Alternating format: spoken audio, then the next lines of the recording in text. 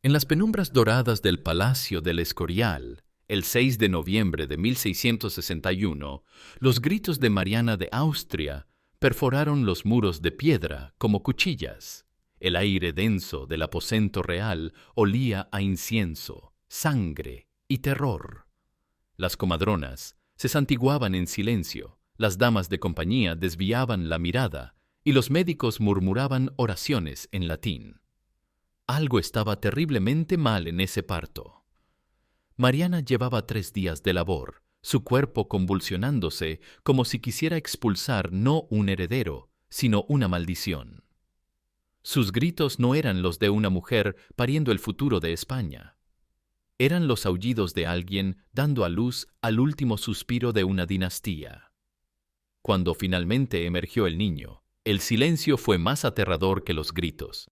La criatura que sostenían las manos temblorosas de la comadrona tenía la lengua tan hinchada que le colgaba fuera de la boca, la cabeza deforme, los ojos que no enfocaban.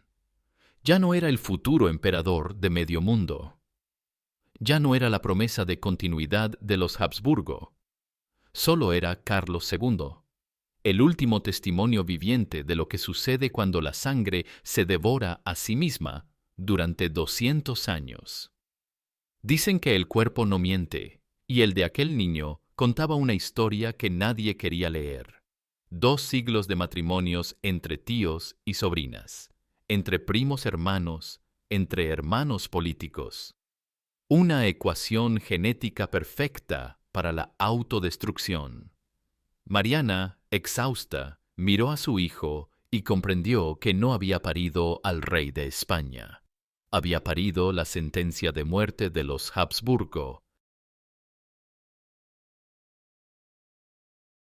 Para entender cómo una mujer puede convertirse en tumba viviente de un imperio, hay que retroceder 30 años, cuando una niña llamada Mariana de Austria jugaba en los jardines de Viena sin saber que su útero ya había sido vendido al altar de la política española. Nació el 23 de diciembre de 1774 en el Hofburg vienés, hija del emperador Fernando III y de María Ana de España. Desde su primer aliento, su destino estuvo sellado por algo más poderoso que las profecías, la necesidad desesperada de los Habsburgo de mantener pura su sangre. Porque en aquella familia la pureza no era virtud, sino condena. Los Habsburgo llevaban siglos casándose entre ellos como si fueran una especie en extinción que sólo pudiera reproducirse consigo misma. Carlos Curminto se había casado con su prima hermana Isabel de Portugal. Felipe II había desposado a su sobrina Ana de Austria. Felipe III se unió a Margarita de Austria, su prima. Y ahora necesitaban una nueva víctima para el altar de la endogamia. Mariana creció siendo educada para obedecer, para sonreír, para parir. Le enseñaron francés e italiano, pero no le enseñaron que su cuerpo no le pertenecía. Le enseñaron a rezar, pero no le dijeron que ya era parte de una oración, la última súplica desesperada de una dinastía agonizante. Cuando cumplió 14 años, llegó la noticia desde Madrid. Felipe IV, rey de España y emperador de medio mundo, necesitaba esposa. Había enviudado de Isabel de Borbón y requería urgentemente un vientre joven para asegurar la sucesión. Los consejeros de la corte austriaca consultaron los árboles genealógicos como quien consulta mapas del tesoro. Y encontraron la candidata perfecta, Mariana, sobrina del propio Felipe IV. No era amor, era matemática genética. Ella portaba la sangre adecuada, los cromosomas correctos, la combinación precisa de genes que asegurarían que el futuro heredero siguiera siendo puro. Nadie calculó que tanta pureza se había convertido en veneno. El 7 de octubre de 1649, en una ceremonia celebrada por poderes en Viena, Mariana se casó con un hombre al que no había visto jamás. Su tío, su padrino, su verdugo, Felipe IV, tenía 44 años. Ella, 15.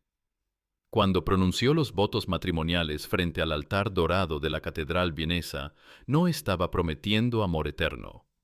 Estaba firmando un contrato reproductivo con el imperio. El viaje hacia Madrid duró semanas. Mariana cruzó Europa en una carroza dorada que parecía más un féretro ambulante que un carruaje nupcial. En cada parada, los nobles locales se acercaban a observarla como quien examina ganado reproductor. Comentaban la anchura de sus caderas, la salud de su tez, la firmeza de su paso. Su cuerpo era ya territorio español antes de pisar suelo ibérico. Cuando finalmente llegó al Alcázar de Madrid, Felipe IV la recibió en el Salón del Trono. El encuentro fue gélido. Él, un hombre envejecido prematuramente por décadas de poder y melancolía, miraba a aquella adolescente como quien evalúa un instrumento. Ella, una niña arrancada de su hogar, veía en él no a un esposo, sino a un extraño con corona. Se saludaron con la formalidad de dos diplomáticos firmando un tratado comercial.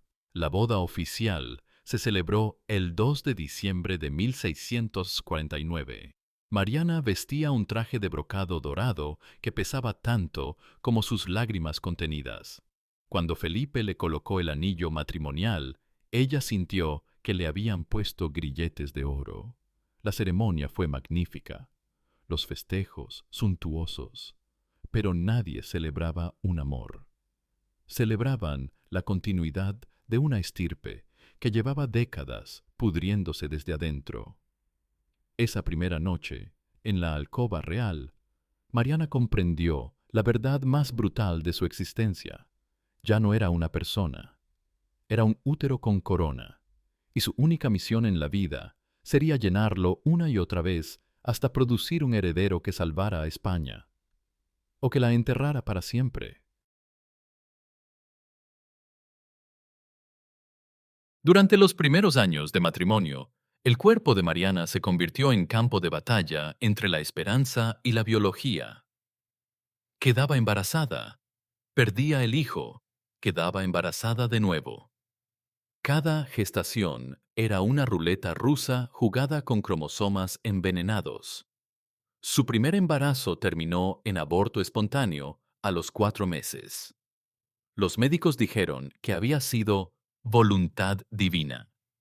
En realidad, había sido la primera rebelión de unos genes que no podían mezclarse sin destruirse. El segundo embarazo duró 6 meses antes de que el feto muriera en su vientre. El tercero ni siquiera llegó al segundo mes. Mariana pasaba las noches rezando en la capilla real, suplicando a Dios que bendijera su vientre. Pero sus oraciones no subían al cielo. Se estrellaban contra el techo dorado del alcázar, porque lo que pedía era biológicamente imposible. No se puede bendecir lo que ya está maldito por la naturaleza. Los cortesanos comenzaron a murmurar. Algunos hablaban de hechizos, otros de castigo divino. Los más crueles decían que Mariana era estéril por designio celestial. Pero la verdad era más siniestra. Sus hijos morían porque eran el resultado de una ecuación genética imposible. Felipe IV presionaba, no con crueldad, sino con la fría determinación de quien necesita resultados. Le enviaba médicos, curanderos, reliquias sagradas. Le conseguía confesores que le explicaban cómo rezar para concebir. Todo menos lo único que hubiera funcionado. Sangre nueva. Mariana se convirtió en laboratorio reproductivo del imperio.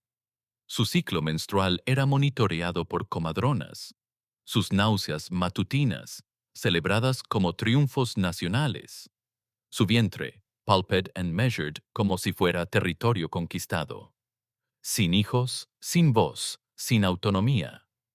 Solo esperanza desesperada y útero imperial. Y entonces, en 1661, Después de 12 años de matrimonio y 6 embarazos fallidos, finalmente se produjo el milagro, o la maldición. Mariana se quedó embarazada de nuevo, pero esta vez algo era diferente. Este embarazo era más violento, más enfermo, más ominoso, como si su cuerpo supiera que estaba gestando no un futuro, sino un final. El séptimo embarazo de Mariana no fue una bendición. Fue una pesadilla de 9 meses que la corte española vivió entre rezos y terrores. Desde las primeras semanas, todo fue anormal. Las náuseas eran tan brutales que la reina vomitaba sangre. Los antojos, tan extraños que pedía comer tierra y carbón. Su vientre crecía de forma irregular, como si lo que llevaba dentro tuviera forma de monstruo. Los médicos de la corte no sabían qué hacer. En 1661, la medicina era una mezcla de superstición, ignorancia y esperanza. Le sangraban regularmente para equilibrar los humores. Le daban pócimas de mercurio que la envenenaban lentamente. Le aplicaban ventosas que la dejaban cubierta de moretones. Todo en nombre de la salud del futuro heredero. Mariana pasaba días enteros en cama, sintiendo cómo algo se movía dentro de ella de manera antinatural. A veces le parecía que lo que crecía en su vientre tenía demasiadas extremidades, otras que no tenía suficientes. Soñaba con criaturas deformes que le arrancaban las entrañas desde adentro. Se despertaba gritando y los médicos le decían que eran vapores de mujer embarazada. El embarazo duró 10 meses en lugar de 9. Como si el feto supiera que nacer significaba enfrentar un mundo para el que no estaba preparado. Durante ese tiempo extra, Mariana se convirtió en espectro de sí misma. Su piel adquirió un color amarillento, sus ojos se hundieron en las cuencas, su cabello comenzó a caerse en mechones.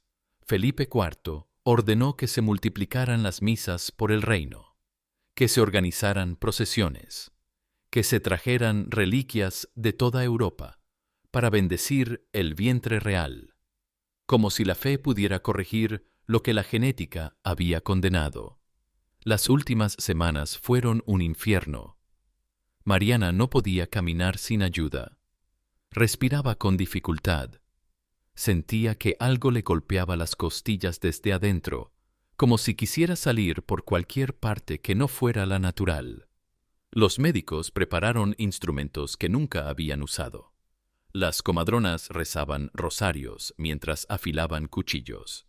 Y llegó noviembre, el mes en que el Imperio español descubriría si tenía futuro o si acababa de gestarse su epitafio. El trabajo de parto comenzó un lunes helado de noviembre, pero no era un parto normal. Era la agonía de una dinastía expulsando su último aliento a través del cuerpo destrozado de una mujer. Durante 72 horas, Mariana se retorció en la cama real mientras la corte entera contenía la respiración. Sus gritos se escuchaban desde el patio de armas. Las damas de compañía se desmayaban. Los confesores murmuraban exorcismos, porque aquello no parecía un nacimiento. Parecía una posesión demoníaca. Los médicos no entendían qué sucedía. El niño se presentaba de forma extraña.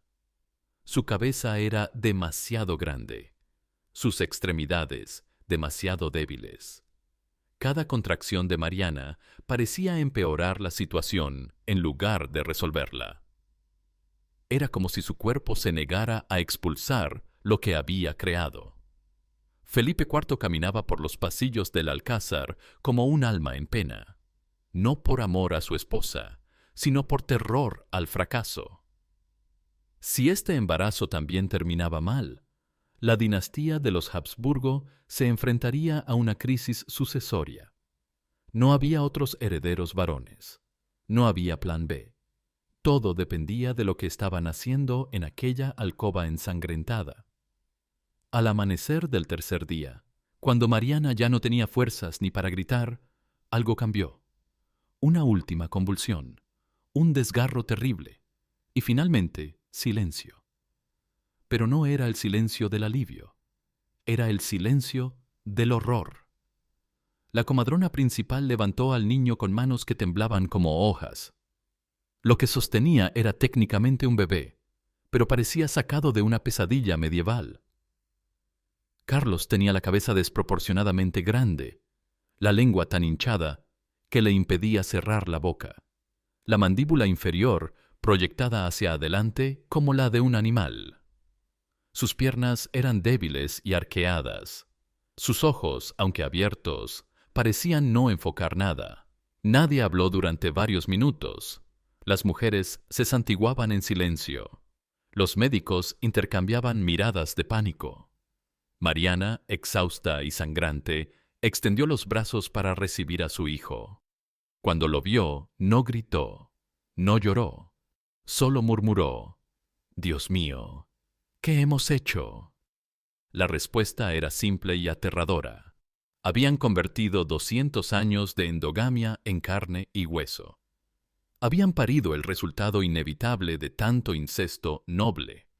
Habían creado al último rey de los Habsburgo españoles, un niño condenado desde el momento de su concepción a ser testimonio viviente del fracaso de todo un sistema. Carlos II, el hechizado, había nacido, y con él había muerto el futuro de España. Después del parto, Mariana se convirtió en algo que no tenía nombre, la madre del final de una era. No podía celebrar porque su hijo era un milagro. No podía llorar porque era un monstruo. Solo podía fingir que todo estaba bien mientras España se desmoronaba a su alrededor. Los primeros años fueron un ejercicio constante de negación. Carlos no caminaba, y le decían que era porque era contemplativo. No hablaba, y explicaban que era porque era reflexivo. No controlaba esfínteres, y justificaban que era delicado de salud. La corte entera participaba en una pantomima cruel, donde todos fingían que el heredero al trono era normal. Mariana vivía en un limbo emocional constante. Como madre, amaba a su hijo con la desesperación de quien sabe que está protegiendo algo frágil. Como reina, entendía que estaba criando al símbolo viviente del fracaso dinástico. Cada día debía elegir entre la compasión maternal y la responsabilidad imperial. Carlos crecía lentamente, como si su cuerpo se resistiera al desarrollo. A los 5 años aún usaba vestidos de bebé. A los 10 no sabía leer. A los 15 necesitaba ayuda para comer. Mariana lo protegía con una ferocidad maternal que rayaba en la desesperación. Pero no podía protegerlo de la realidad. Era el último de su linaje, porque era incapaz de perpetuarlo. Los médicos intentaron todo: sangrías, purgas, exorcismos, reliquias milagrosas. Nada funcionaba porque el problema no era médico, era genético. Carlos era el resultado de una ecuación cromosómica imposible. Sus genes habían sido mezclados y remezclados tantas veces entre los mismos linajes que ya no podían producir un ser humano funcional. Mariana envejeció prematuramente. Su cabello se volvió gris antes de los 40. Su rostro se llenó de líneas de preocupación. Sus manos temblaban constantemente, no por enfermedad, sino por la tensión de vivir con un secreto que todo el mundo conocía, pero nadie se atrevía a pronunciar. El rey de España era incapaz de ser rey. Y mientras tanto, Europa esperaba. Francia miraba con apetito. Austria calculaba sus opciones. Inglaterra observaba desde la distancia. Todos sabían que Carlos II no tendría descendencia. Todos se preparaban para la guerra de sucesión que inevitablemente estallaría cuando muriera. Mariana lo sabía también. había parido no solo al último Habsburgo, sino al detonante de la próxima guerra europea. Su maternidad se había convertido en una responsabilidad histórica imposible de soportar. Carlos II murió el 1 de noviembre de 1700 a los 38 años, sin haber dejado descendencia. Su autopsia reveló lo que todos sabían, pero nadie había querido admitir. Su cuerpo era un catálogo de malformaciones genéticas. Corazón diminuto, riñones atrofiados, intestinos gangrenados, cerebro reducido. Era imposible que hubiera podido engendrar hijos sanos. Con su muerte se extinguió la rama española de los Habsburgo. La Guerra de Sucesión Española estalló inmediatamente, como Mariana había temido durante décadas. Europa se desangró durante 14 años para decidir quién heredaría el trono que Carlos no había podido perpetuar. Mariana había muerto 4 años antes, en 1696, sin llegar a ver el final de la historia que había ayudado a escribir. Murió sabiendo que su hijo no tendría herederos. Murió cargando con la culpa de haber sido el último eslabón de una cadena genética rota. Murió como víctima de un sistema que la había usado como útero real y luego la había responsabilizado del fracaso. Esta es la historia de una mujer que fue elegida no por amor, sino por sus cromosomas. Una mujer que fue reducida a función reproductiva y luego culpada cuando la reproducción falló. Una mujer que parió al símbolo viviente de la decadencia de un imperio y tuvo que cargar con esa responsabilidad hasta la tumba. No era una mala madre. Era una víctima del sistema más cruel jamás inventado. La endogamia sistemática, disfrazada de pureza de sangre. Su único crimen fue nacer mujer en una dinastía que necesitaba vientres, no personas. Así mueren los imperios, no con guerras ni revoluciones, sino con la lenta autodestrucción de quienes confunden la pureza con la supervivencia. Los Habsburgo creían que mantener su sangre limpia los haría eternos. En realidad, los convirtió en una especie en extinción, que se devoró a sí misma cromosoma por cromosoma. Y en el centro de esa tragedia, una mujer que dio a luz a un monstruo y tuvo que fingir durante toda su vida que había parido a un rey.